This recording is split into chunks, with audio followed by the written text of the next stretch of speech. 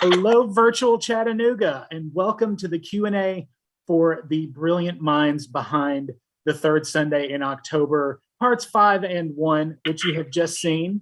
We've got all sorts of people from the films here. We're gonna start and just let everyone introduce themselves, just so we'll know who else talking. And then I've got a few questions for you. We'll keep this short and sweet, but I'm gonna start with Ian's camera because there's the most people there, and then we'll bring it around accordingly. So Ian, just if you would introduce yourself and everybody else who's going to be talking on your end, that would be great. All right, I'm Ian Cunningham. I'm one of the producers. I'm Jay Burleson. I wrote the films and directed them. I'm Frank Kraft, one of the other producers. Hey, Maggie. Kansas, you're next. Hi, I'm Kansas Bowling, and I play Maggie in Third Saturday in October, Part 5. And Lauren? I'm Lauren. I produced Part 1 with these guys. And we still have a phantom Megan, so if she turns up, we will proceed accordingly. But I wanted to ask y'all this question because it's the thing that's stuck in the back of my mind, which is, did you foremost want to bring sports to horror people or bring horror to sports people? Because there's not really a whole lot of overlap between the two. Like we were brainstorming a list. There's a few out there, but there are very few that examine that intersection specifically in this kind of context. And I was like, which came first, the horror or the sports? The horror definitely came first, but sports is such a huge part of my life, especially college football. You know, we grew up in Alabama and it's second nature.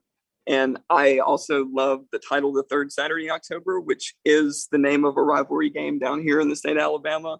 So I felt like had an iconic sound to it. So if you took that and applied it to a slasher film, it felt like, like the low budget cousin of Friday the 13th or something like that. Well, it does a really great job because there are so many intense feelings that go into the annual sports matches that like it's a great setting for that kind of thing. It's like, oh, just add in bloodshed. It's like it's an American tradition, but you're exploring it from a different way. And I just thought that was like I was telling Kansas and Lauren earlier, Chris, the managing director of the festival, he like sent me the link to part 5. He's like, watch this, tell me what you think. And I was just like, I like it. I want to see more. And he's like, well, you're in luck. Because then he sent me part 1 and I was just like, oh shit. Because it's like, this is a serious conceit. It's like, there's a lot of people who've done like sequels to films that never happened or whatever, but to like literally just say like, okay, we're going to do a film and we're also going to do part 5. And, if somebody wants to fill in the blanks, that's fine. But you're like, you've just set down the extremes of a continuum. And it's just like, it's really something very special. And I'm just sort of like, when did you decide to do both of them? So in 2019, we were trying to get a much bigger film off the ground, the three of us here, and we needed like $750 $1 million. It was like more of a art house slasher film, much more dramatic. And we were getting some traction, but not enough. But we were so committed to making a movie the fall of 2019. Like I had moved to Athens with our DP, Chris Hillicky, and we didn't have the money to make anything. But we were sure as hell going to do something. And when we finally realized we couldn't make the project we wanted to make, we just decided to quickly put something together. And to me, it was just about going to what I knew we could achieve, which is making part 5 in a series that doesn't exist and just leaning into, the absurdity of some of those later sequels in the slasher genre. And then part 1, we were in quarantine. We had the option to do something, and we're crazy enough that we just decided now would be the perfect time to make part 1. Yeah, we've already got a mask killer. We should all wear masks too, and maybe a couple of layers. So we did. It's really inspired. I love the fact that part 5 is in scope and part 1 is like traditional flat. It's just a great way that the through lines between sequels kept changing up. But Lauren, I wanted to ask you, like as a producer for this sort of thing, were you sort of the source of like bringing logic into this or like organizing things? I mean, producing any movie is an amazing feat. It's like alchemy. Like I don't understand how it gets done, but I'm glad it does because without it, we would have no entertainment. but like, how did you approach this material? And like, what was your response when it was like, oh yeah, it's going to be a whole thing? It's going to be a whole thing mentality continues for sure. I don't think that we've reached the end of what these films are going to do. But yeah, I was brought on 2 weeks before production. So they were like, oh, we've got this thing going on. Another producer sounds like a good idea. And so yeah, I came in and helped organize things and stuff. But for the second film that was shot, so part 5 was already in the can and already in post. And I came in for just part 1 and joined the party in a sense. Yeah. Right. Kansas, we have to talk about your performance because it's really something very special. I mean, like we've reached a point now where like the general public understands the concept of the final girl. But like, I mean, this is you really do a lot of emotional heavy lifting in this film. I do. Like, is this fun now that you're an icon, just waiting for the rest of the horror world to discover? Like, how does that feel? I don't know. I just know I had a lot of fun. And Jay's the best. It's a really great time. I don't know how to answer your question though. I don't know what I to say to that. That's quite all right. It's quite all right. But I mean, it's a great performance, and I feel like the horror press you're going to get a lot of attention from like the horror community because it's a really striking final girl performance. So respect. Oh, thank you. Attention from the horror community is not always a good thing though. But, you know. Fair enough. We got our killer right here. Excellent.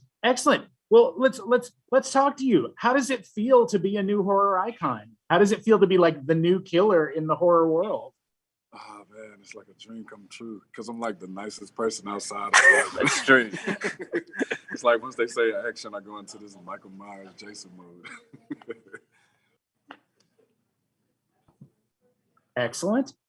So I guess the question before us, and this is open to anybody, are we going to see parts 2 through 4, or are we just going to pick up with 6 and go forward? I think everything's on the table. I mean, we would just be fortunate to make 2 or 6, you know, like if another one could exist. No, Jay, you have to make 6 next. You have to make 6. We should say there are scripts. There are indeed. And there are rumors. There are a lot of different directions that we could go in. So like if we were able to make 2 next, and that just made the most sense, I have an idea for what that would be. And, you know, 5 was kind of designed to be like the PJ trilogy. So, you know, we got ideas and options. And PJ, by the way, is my daughter, and she's a lot older and taller now. And so we got to move fast. Excellent. Now, have you got enough cachet locally with these 2 films, you think, to like actually be able to shoot some footage at the game when it happens, whenever the next one rolls around? No, we've tried very hard to avoid any connection to any real life teams. We went out of our way to do that. So, yeah.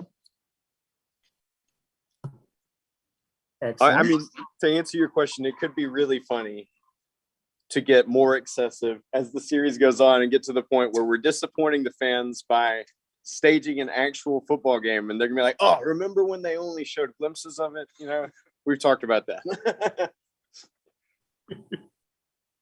Excellent. Oh yeah, I'm so tired. I completely misunderstood your question. Yeah, like part 3 would be in 3D and it would take place on the campus of Alabama Mobile. Right on. I mean, it was like, how does it feel to have your world premiere and like, you know, like in multiple things, like on an internet platform across the country and like in a packed theater in your hometown? I tell you, it was real special, the support we've gotten from Athens. I mean, it's crazy. Our little bitty town has come behind it. Everybody that provided props, I mean, cars, props, locations. It was, I mean, they really came to us with open arms when we decided we were going to make this film. So we're excited to have the internet presence, but I mean, equally touched that we had such a huge turnout tonight for our community in Athens. Excellent. Lauren, I had a question for you. We're doing production for part one. There's a lot more involved night shots with like, weather and minimal lighting and stuff. I mean, like in the planning for that, was that sort of like, was that an extra level of stress, or was that sort of like it was par for the course?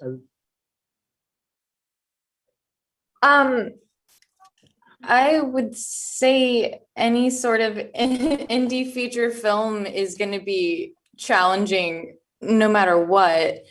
For me, it was the first feature I'd ever produced. So it's par for the course for me, which maybe is good for my future in producing, but I don't know that all of those factors are standard. I think that we were dealing with a lot of really specialty things, and I think that we did a really great job accomplishing what we could, and I'm really, really proud of it. And I love you guys. I love you too. And I mean, Lauren spoke to it, but I mean, the other challenge we had was the cold weather, because there were some nights when it was 10 degrees and sleeting. So that was a challenge that we all had to face together. The execution was shot in like a cotton mill or what was Cotton it called? warehouse. And it was not insulated in any way. And then there was all this sleet, and then Lauren was like, "We got to get everybody out of here." And so we did. We all had to jet out of that place because it was getting dangerous. Wow. Well, that's it. It seems like the moment is spiraling around us. So I just want to offer the floor up once again. Like any thoughts you had on the experience, or anything you want to tell the public as they're getting ready to spread the word of this whole new series. Hello. Yes. There's Ricky Dean himself. We've got Kate. Do you have any Welcome. parting thoughts for the world as the films go out into the world? Thank you so much for watching. We had a blast making them. Oh yes, we had a great time making this, cold and everything. Cold and COVID all at the same time. Hey, it's a cold horror flick. Here comes Lester. What's up? Funny.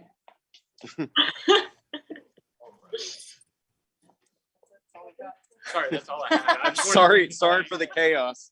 Yeah, I didn't want to interrupt anything. It's all good. It was very kinesthetic.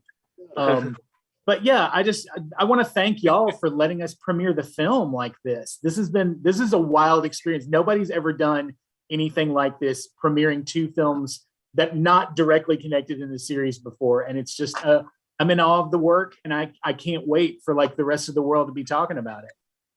Heather Hill. Excellent. Screaming. Marcia says she's still screaming.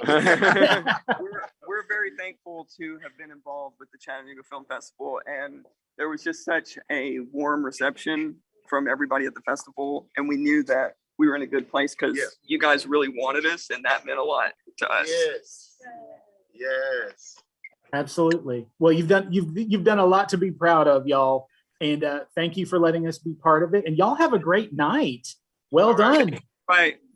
Good night. Ward MC. Congratulations. Ward MC. Hug. Lord, I am